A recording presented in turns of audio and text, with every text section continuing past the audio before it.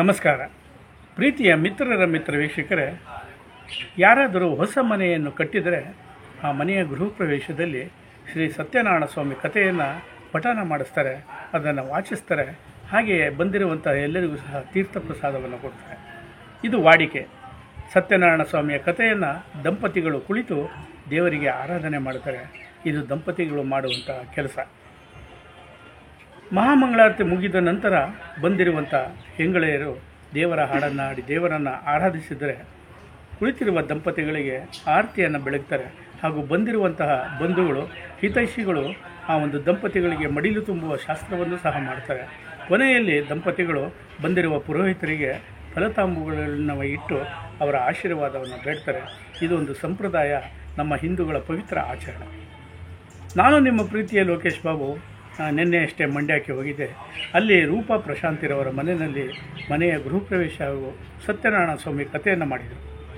ಅದರ ಸುಂದರವಾದಂತಹ ಸಣ್ಣ ಸಣ್ಣ ತುಣುಕುಗಳನ್ನು, ಫಲತಾಂಬೂಲವನ್ನು ತುಂಬುವಂಥ ಸಣ್ಣ ತುಣುಕುಗಳನ್ನು ಚಿತ್ರೀಕರಣವನ್ನು ಮಾಡಿದ್ದೇನೆ.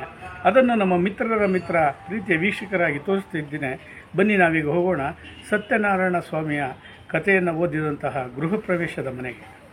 ಮನವೆಂಬ ಮಂಟಪ ಬೆಳಕಾಗಿದೆ, ಹರಿನಾಮದ ಮಂತ್ರವೇ ತುಂಬಿದೆ. ಮನವೆಂಬ ಮಂಟಪ ಬೆಳಕಾಗಿದೆ, ಹರಿನಾಮದ ಮಂತ್ರವೇ ತುಂಬಿದೆ. ಎಂದೆಂದು ಸ್ಥಿರವಾಗಿ ನೀನಿಲ್ಲಿರು, ನಮ್ಮಲ್ಲಿ ಒಂದಾಗಿ ಉಸಿರಾಗಿರು. ಕಾಪಾಡು ಶ್ರೀ ಸತ್ಯನಾರಾಯಣ, ನಾರಾಯಣ ಲಕ್ಷ್ಮೀನಾರಾಯಣ, ನಾರಾಯಣ ಸತ್ಯನಾರಾಯಣ. ನನಗಾಗಿ ಏನನ್ನು ನಾ ಬೇಡೆನೋ, ಧನ ಕನಕ ಬೇಕೆಂದು ನಾ ಕೇಳೆನೋ. ನನಗಾಗಿ ಏನನ್ನು ನಾ ಬೇಡೆನೋ, ಧನ ಕನಕ ಬೇಕೆಂದು ನಾ ಕೇಳೆನೋ. ಈ ಮನೆಯು ನೀನಿರುವ ಗುಡಿಯಾಗಲಿ, ಸುಖ ಶಾಂತಿ ನೆಮ್ಮದಿಯ ನೆಲೆಯಾಗಲಿ. ಕಾಪಾಡು ಶ್ರೀ ಸತ್ಯನಾರಾಯಣ, ನಾರಾಯಣ ಲಕ್ಷ್ಮೀನಾರಾಯಣ, ನಾರಾಯಣ ಸತ್ಯನಾರಾಯಣ. ಕಣ್ಣೀರ ಅಭಿಷೇಕನ ಮಾಡಿದೆ, ಕರುಣಾಳು ನೀಯನ್ನ ಕಾಪಾಡಿದೆ. ಕಣ್ಣೀರ ಅಭಿಷೇಕನ ಮಾಡಿದೆ, ಕರುಣಾಳು ನೀಯನ್ನ ಕಾಪಾಡಿದೆ. ಬರಿದಾದ ಮಡಿಲನ್ನು ನೀ ತುಂಬಿದೆ, ನಾಗಾಣದಾನಂದ ನೀ ನೀಡಿದೆ.